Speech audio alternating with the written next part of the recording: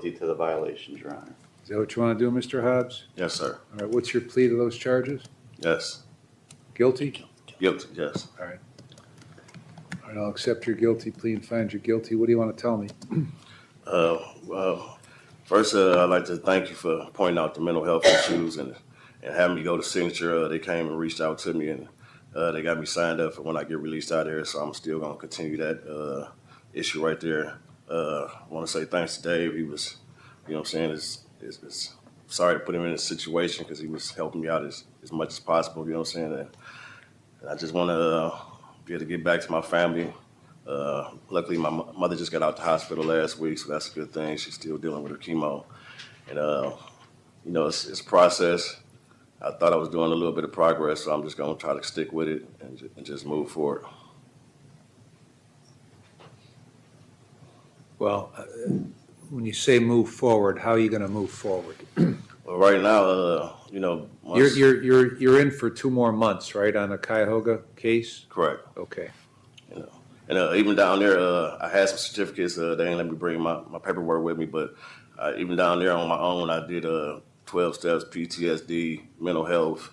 I did some criminal law, business. I got certificates for all that. Like, I'm just trying to figure it out. Like, you know, trying to, you know, I got to get to the real world to really put the practice in. But I got to, you know what I'm saying, I got to figure this out. So, you know, with a little bit of cushion where I can still be able to, you know what I'm saying, make mistakes, because I'm not perfect. I'm going to make mistakes. There's going to be some things I'm going to do wrong. There's going to be some things I'm going to do right. And I got to put all that together and come out with a better me. So it's just things, it's just steps, and it's just levels to it that I'm going to take myself through so I can be able to get out there and, you know, never see no courtrooms or, you know what I'm saying, and deal with my mental health and things like that, because a lot of people around me don't understand mental health like I didn't understand. So I got to educate the people around me to even find out, you know what I'm saying, like what's going on and get used to medication and stuff like that and just. So what happened at Signature that they discharged you? Well, actually, Signature came up here and seen me, and they was she said Came she to did the Cuyahoga jail or over here? over here. Okay. I didn't so- call them or nothing. They All just right, came on their own. But in May, they discharged you. Why did they discharge you? Were you not showing up? I mean, sometimes I ain't show up some of the times, but I was still going. I still got, that's my primary care doctor. I still got a psychiatrist there I go see. I still do Zoom for mental health lady, and then there's a caseworker there. So, Okay. Hold on a minute. Dave, what does it say about, do you have anything from Signature as to why they discharged you? So I spoke with Audrey Kirschmeyer on August 15th. He had not attended any sessions since May 15th and only made it to 1 or 2 IOP sessions. Was also suspended from the Signature Health Transportation Program because he no-showed when rides came to get him. So they Okay, terminated. well, why was that, Ken? well, in August, they had put a warrant out for me. So I didn't see him none in August, and you know, September I was in prison. Cuyahoga put a warrant out for you? Yeah, they put a warrant out for me, and Okay. that's because they said they sent me a notice to come to court, but I never got the notice. All right, so, well, but you got also the positive cocaine test too, right? Correct, yeah. Okay, so why were you doing, I mean, if you have, I'm trying to speak to you logically now, okay? Right.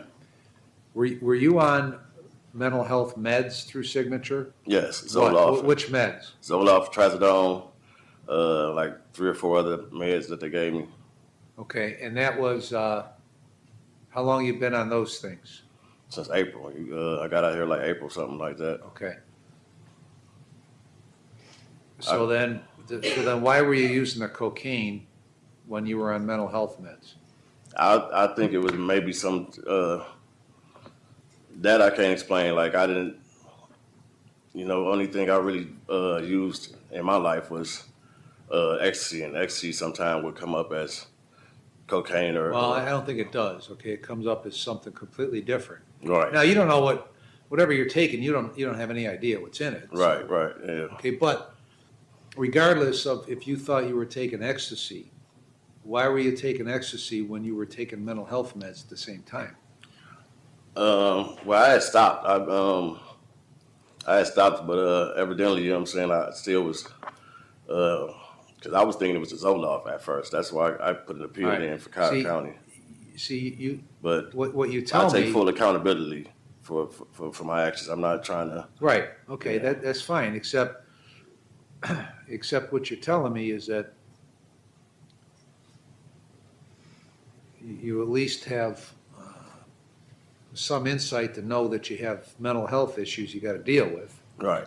And that's a learning Yeah. curve that I'm going through right now. What's that? That's definitely a learning curve. That's Okay. like very new to my whole life, my whole culture, everything. So trying to just get used to that and just trying to deal with it. It's a process. I'm trying to just, It's always a process. right, I'm trying to progress So, without, but once you make that, once you realize that, and you determine, had you ever been, before this signature health time, had you ever been on mental health medication before? never. Nobody around me or nothing like that. Like, I got to educate the people around me and let them know like what's going on because I really don't know myself. Like, Okay, that's why I was got them certificates down there because I still really don't know. And then, all right, so when you're taking these mental health meds, they're designed to bring a chemical balance to your brain. That's what correct. they're designed to do. So if you're taking ecstasy or marijuana, okay, or anything else,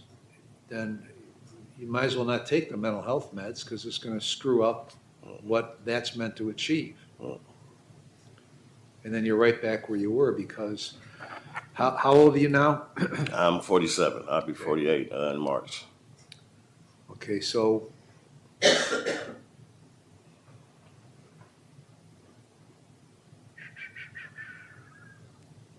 It's overwhelming sometimes. You know, the whole depression thing is definitely new. It's definitely, I appreciate you for even, you the first time in what, 20, 30 years that a judge even said anything like, hey, maybe you got some issues or something like that. So, okay, because this has been going on for a while, because Right. you go back to 95, correct. since the beginning of your adulthood, with in and out of courts all the time, Right, okay? Mostly for drugs, a little bit of weapons. right. But Nothing I'm proud of. let me ask you this, you got, in Cuyahoga County, was it Pete Corrigan, was he the judge? Yes, Peter Corrigan. Okay, so you land in that court on this non-support charge in 2018. And that, I mean, it was a disaster from the standpoint of you showing up or not showing up. And so you violate numerous times with him.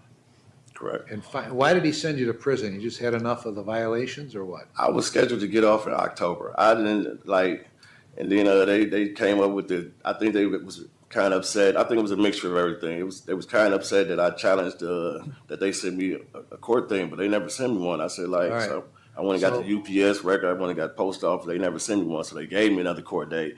As soon as he got me in the courtroom, he said, "Yeah, I'm keeping you," and then he just like he's not trying to help me or anything like that anymore. Well, I know him a little bit, and I think the fact that he kept you on there so long with the violations. I mean, because I was doing a lot of good things. It wasn't all bad. Like, How much you owe in support? Well, it was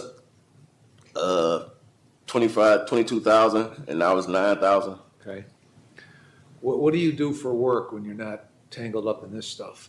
I do films. I was in a few movies with Nicolas Cage, Willem Dafoe. I had some commercials with LeBron. I had like a lot of success. Like things just started falling apart. But yeah, I rent equipment. What movie? Oh, Dog Eat Dog. When was that?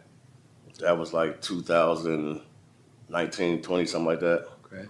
And then I do like commercials and stuff like that. Like How do you get that work? Angela Boheim, she's a casting agent and stuff like that, and she has various Hollywood plugs and local plugs and stuff like that. So I come in and do some camera work in the background if they need it. I do films, I do pictures, I do videos, things like that. How did you pay down that support from 22 to 9? Well, I had a shop until recently out there. So how do you get paid on that? How do you generate income on that? For videos like a singing video, rap video, commercials we charge $1,500. for me getting other people jobs. Like sometimes I can't do it, so I get like an independent contractor. I get paid like maybe $1,100 to do it, and I get them like $300 to do it. You know what I'm saying? I keep the rest, pay rent. Who lives there with you? My mother, I take care of my mother. She has diabetes, lupus, and she has cancer. Then my sister has Down syndrome. So who's taking care of them now? Well, that's why I said I'm in good spirits that she just got out the hospital last week. So right now, this caretaker's coming through, and the whole family's pitching in and try to, fill the void that I put the situation in. So that's, that Okay, what I mean. let me ask you this. Do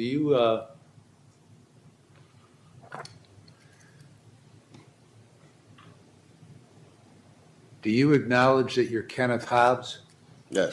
Okay, because remember back a couple of years ago when you first came here, you were telling me you wouldn't acknowledge you were Kenneth Hobbs, you were the corporate entity of Kenneth Hobbs. What was that all about?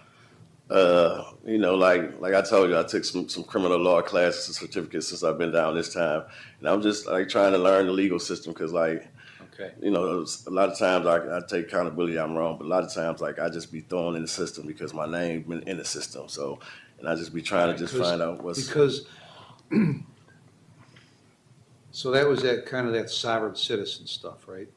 I don't even know or Freeman or stuff like that. Right. I mean, I heard you say that. I Googled the stuff like that, but I never took it as that. I didn't know. I don't take no sides with sovereign. I don't have nothing to do with that. It was Okay, just me. but you were kind of playing on the margins on that, weren't you? You were kind of trying Now to. that I know what it is, yeah, like that's what it came out to be. But I was doing it for us, just doing research and stuff like that. And the research was telling me like this is this is that. So that's what I was doing on the strength of that, like common law, maritime admiralty law. It's all bullshit. Right. You told me that last time, and so I haven't been doing it lately. You see, I've been sitting there and letting my lawyer talk and do things like that.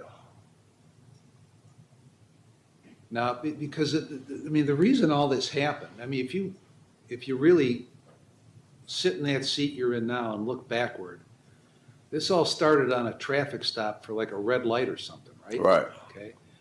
And you were going to get a ticket or a warning, I'm not sure what it was, for a red light. You had a license, right? Right. But I had a warrant for child support. Okay. That's why I was Okay. And this turned into a whole big mess. Correct. Over nothing because you were being kind of a jerk at the traffic stop. That I was. Okay.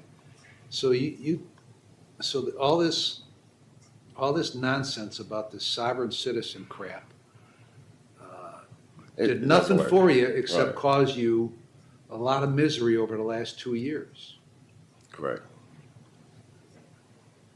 So if you sit in that seat and you think back and rewind the camera 2 years. Oh yeah, I would have did a lot of things different. Silly ass shit, right? Correct. Okay. Now, so you're 47? 47. Okay.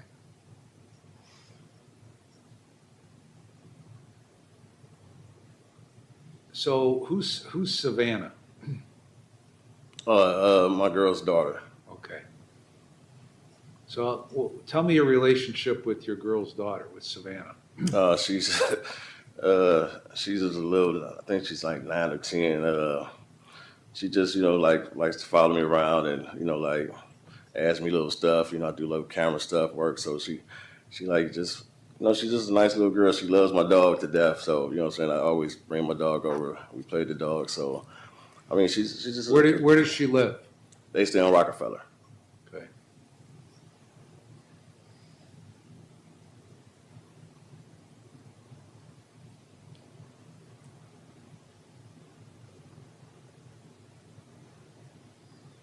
All right, Mr. Watson, go ahead. Thank you, Your Honor. May it please the court. I know the court is well aware of Mr. Hobbs' history. I know he has some problems, but he's here today, Your Honor, admitting to it. He's not sidestepped anything, I don't think. He's telling the court he's used drugs. He's had issues out of Cuyahoga County with the sport. He's trying to own up to everything. He's trying to get this cleared up. As he, in his own words, indicated, he wants to get all of this behind him so he can eventually get back, take care of his family, be with his girlfriend, be with his girlfriend's daughter. Your Honor, I do think there are some positives in his life. I don't know if the court will consider continuing him on community control for any reason. If it won't, Your Honor, he is currently still serving a sentence out of Cuyahoga County till December. I would respectfully ask the court to then consider a minimum sentence in this case, and if it would run it concurrent with the Cuyahoga case, Your Honor. Mr. Hobbs has not played any games this time. I think he's been very straightforward to the court, and I'm going to ask the court to take that into consideration, Your Honor. All right, I'm going to keep you on community control, but I'm going to extend it by a few months. Well, for this time you've been in prison, so it'll terminate, if you make it that far, on 12/27/26. Okay. Okay, you're going to report once you get released. What's the expected release date? December 6th. Okay, so once you get released, you're going to report. First of all, when you get released, you're going to call Mr. Tompkins immediately. Yeah. And then when he tells you what date to report, you report. Okay. No drugs or alcohol with the Right. screens. You're to go back to Signature Health and get involved with their dual diagnosis problem for mental health and for drugs and alcohol. Follow those recommendations, complete whatever they tell you. Whatever medication you're prescribed, you're to take it only as it's prescribed. Okay. You're to maintain full employment. Is your license still valid or invalid now? I thought it was still valid, but I don't know Okay, if if they it's not, suspended for County or not. if it's not valid, you need to get it valid. That's one of your conditions. And you're going to pay the cost and supervision fee. So you appear to be completely different than you were back in when I sentenced you. Yeah. You still got a lot of problems, but at least you're off the sovereign citizen crap. Right. Thank you. So,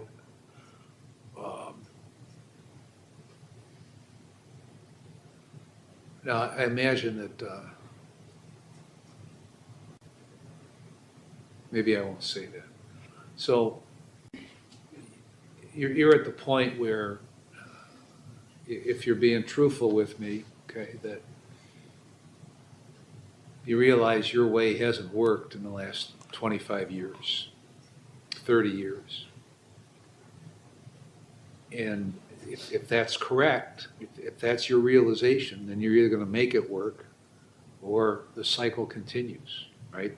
Right. Because now this is your second violation here, in addition with all the stuff going on in Cuyahoga. So you, I guess you got to figure out if you want to change what you're doing or you don't want to change what you're doing. Okay? Thank you. Anything else, Mr. Tompkins? No, Your Honor. Mr. Watson? No, Your Honor. All right, get it together, Mr. Hobbs. Thank you.